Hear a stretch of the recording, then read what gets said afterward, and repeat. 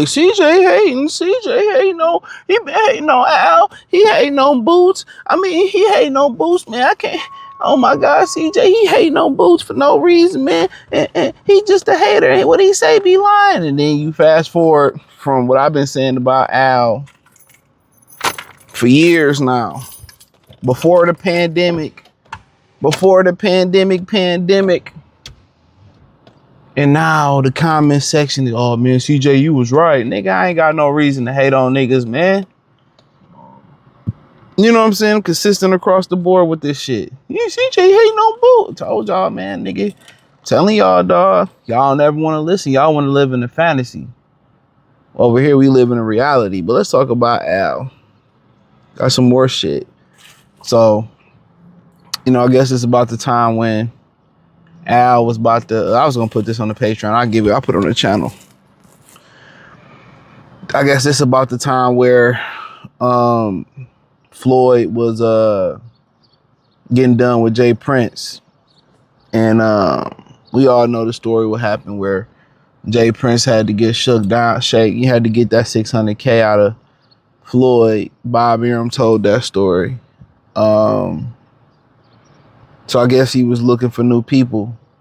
And allegedly, this all alleged, he met with Don King, you know, and I know Don King felt like this was gonna probably prolong his career, which after this, his career pretty much fell off. I think one of the last notable major fighters he had was Devin Alexander. Side note, I remember Tim Bradley said, I think Gary Shaw was Tim Bradley promoter at one point, and when he was fighting Devin Alexander in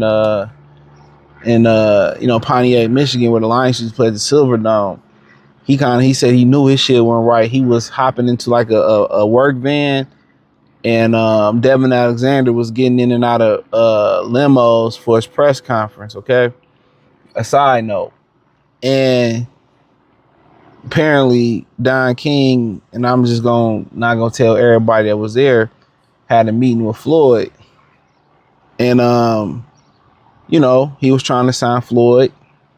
Allegedly had $100K for Floyd to do a signing bonus with Don King and get an undisputed fight with Corey Spinks. I think this is after Corey beat Zab Judah, all allegedly.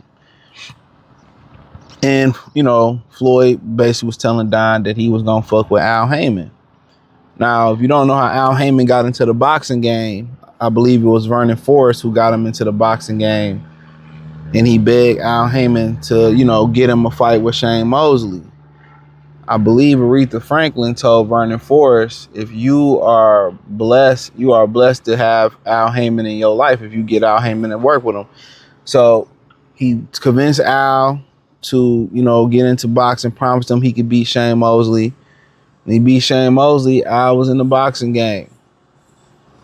There you have it. It's not his brother or nothing like that, bro. That's how Al got into the boxing game. If you search my Facebook videos, it's in there. So he was like, yeah, I'm going to go fuck with Al. You got to remember Don King from Cleveland, Ohio. I think Al from Cleveland, Ohio. And Al told him don't do it. Don told him don't do it. Floyd Mayweather was like, shit, why not? So Don got all the receipts of people that was looking for Al Haymon in the music business. So it was people looking at him for the music business because they wanted to sue him. And, you know, Don King allegedly got all these lawyers and all these, you know, subpoenas, or they was trying to serve Al to show Floyd the receipts. And he showed Floyd the receipts. He brought the lawyers and everything. Now, if Floyd thought the paperwork was real or not, who knows if it was real or not. But he told Al, he said, Al made a lot of enemies over there, bro. You really want to fuck with him? And, you know, I heard all the paperwork was legit. And Floyd was like, nah, you know, he still fuck with Al Haymon. Now insert Terrence Crawford. When he talked about what was going on with the Spence fight and how to make the Spence fight, Terrence Crawford said that Al Haymon was a very charming guy. So maybe, you know, Al, you know, macked on Floyd. Like, look here, man, bro.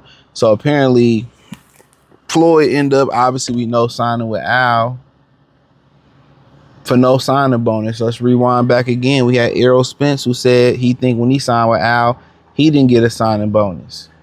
So he signed over there despite Don King showing him all the receipts. Now you be like, why didn't he sign the Don after all of that?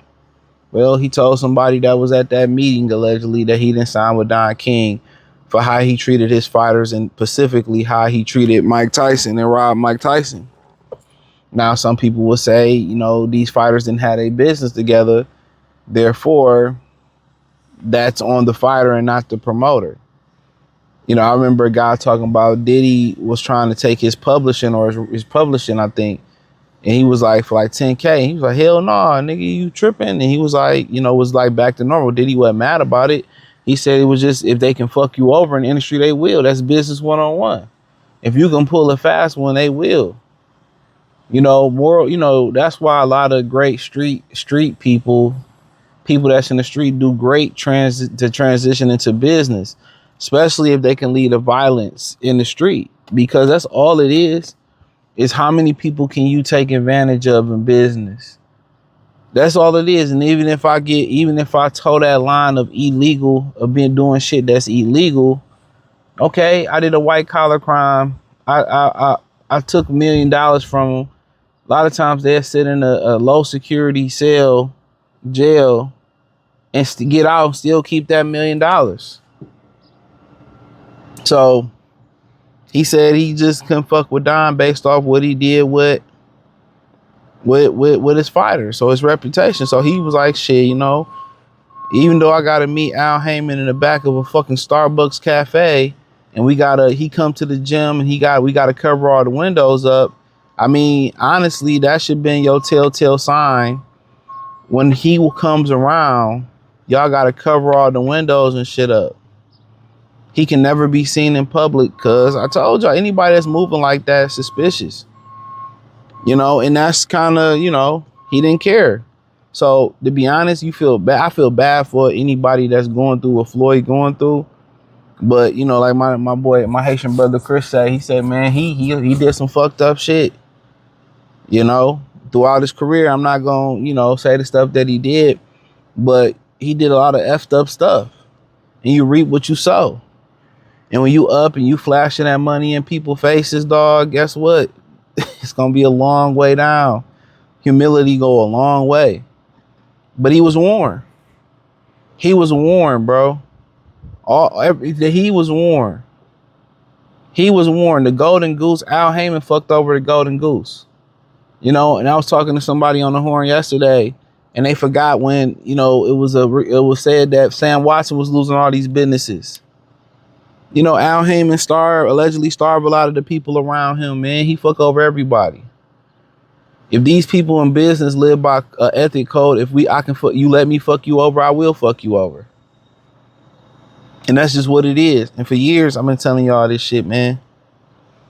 Came out the gate telling y'all this shit, man. That man got a lot of enemies, from local boxer promoters, people in the music industry. Remember, they sued him over the Logan Paul and Floyd Mayweather fight for tickets. I mean, come on. And, you know, and I've said this before, and a lot of people may wonder why Al Haymon, you know, a lot of the Mexicans don't seem to have an issue with Al Haymon. I've said this before. I might have said this on the Patreon. They get lawyers. Therefore, you know, a lot of these brothers, they try to trust Al, a brother. I see what he did for Floyd. There and that. I've talked about, I believe, on the Patreon, why, you know, Floyd don't have ownership of the PBC, or none of that. But, you know, a lot of the, and I say this to end the video with 50.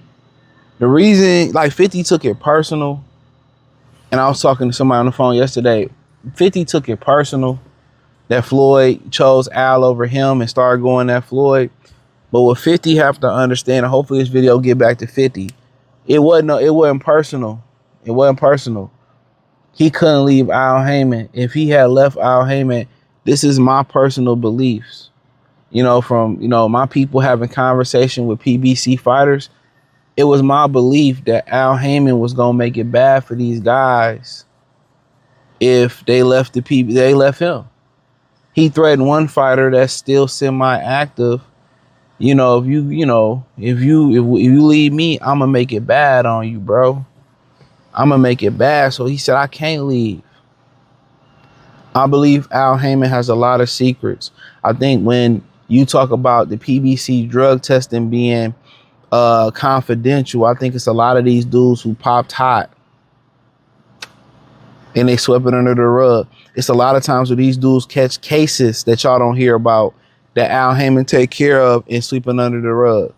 So I believe Al Haymon has a lot of dirt on these guys. Well, in general, they can't leave, bro. A guy like Floyd can't leave.